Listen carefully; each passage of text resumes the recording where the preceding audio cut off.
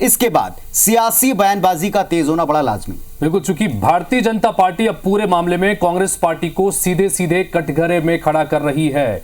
इस सिलसिले में जब यह खुलासा हुआ उसके बाद में भारतीय जनता पार्टी की तरफ से डिप्टी सीएम अरुण साव ने तंज कसा है। उन्होंने कहा कि कांग्रेस में दुकान की तरह काम हो रहा है। टिकट के लिए दुकान खोलकर कांग्रेसी नेता बैठे हुए हैं और कई लोगों को ठगा जा रहा है। कांग्रेस के लोगों ने अपनों के खिलाफ काम किया, ये डिप्टी सीएम अरुण साव कहते हैं। लोकतंत्र में ये बात ठीक नहीं है, ये बात भी वो तंज के तौर पर कहते हैं। तो अब इस पर रिएक्शन आना शुरू हो गए।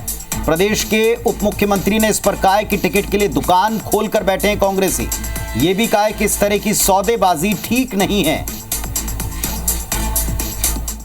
देखिए, लगातार अनेक स्थानों से ये शिकायतें आई है, एफआईआर भी दर्ज हुआ है कि टिकट के लिए पैसे मांगे गए। ये बताता है कि कांग्रेस की राजनीति किस प्रकार की है, कांग्रेस के नेता किस प्रकार से अपने कार्यकर्ताओं के साथ ये करते हैं। दुकान की तरह ये काम हो रहा है कि टिकट के लिए कोई दुकान खोल के बैठा है, इस तरह की बात दिख रही है। वास्तव में ये दुर्भाग्य है कि लोकतंत्र में इस तरह से किसी राजनीतिक दल में इस प्रकार की घटनाएं हो और ये शिकायतें किसी विरोधी दल ने, किसी अन्य व्यक्ति ने नहीं किया है।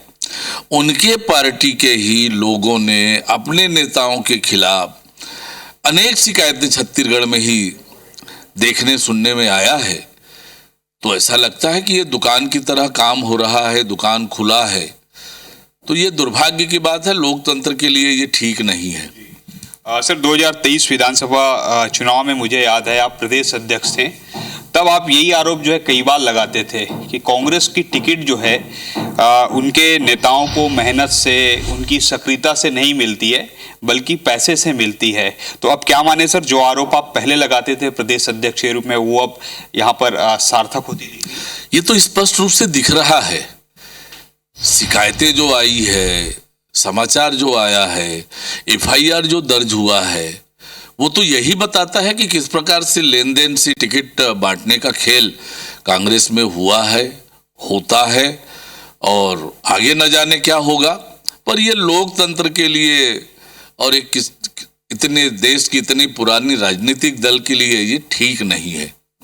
तो अब तक जितने आरोप आए वो सब कांग्रेस पार्टी से जुड़े सामने आए। भारतीय जनता पार्टी के पास में खुला अवसर है ये बात कहने का, और तब के प्रदेश अध्यक्ष, अब के डिप्टी सीएम ये कहते हुए भी नजर आए कि इस तरह के आरोप हमने तब भी लगाए थे। जाहिर है इस पर कांग्रेस पार्टी क्या सोचती है, क्या उनके संज्ञान में है तो इस पर खामोशी क्यों है, ये कई सवाल उनसे पूछे जा रहे हैं। तो कांग्रेस में टिकट बिक्री के खुलासे पर दीपक बैज का बयान भी इसमें सामने आ गया। हमारी टीम ने उनसे भी इस पर प्रतिक्रिया ली, उनसे भी बात की। जो हुआ गलत हुआ, ऐसे लोगों से बचना चाहिए। बिल्कुल, पीसीसी चीफ हैं दीपक बैज, और जब विधानसभा के चुनाव हुए तब भी ये पीसीसी चीफ थे और आज भी पीसीसी चीफ हैं। उन्होंने कहा कि दोषियों के खिलाफ कानूनी कार्रवाई होनी चाहिए।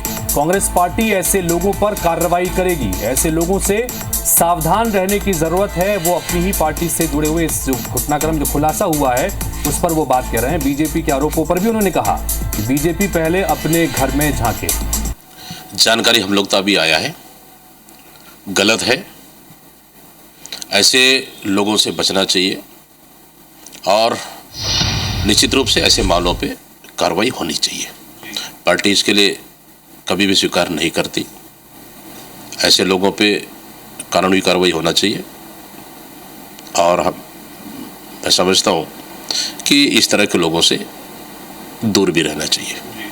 सर, क्या कांग्रेस पार्टी क्या इसको लेकर और कोई सर्कुलर निकालेगी आने वाले समय में कि बच्चे, क्योंकि अभी आने वाले दिनों में नगरीय निकाय चुनाव भी हैं, तो हो सकते हैं कि ऐसे लोग घूम रहे हों?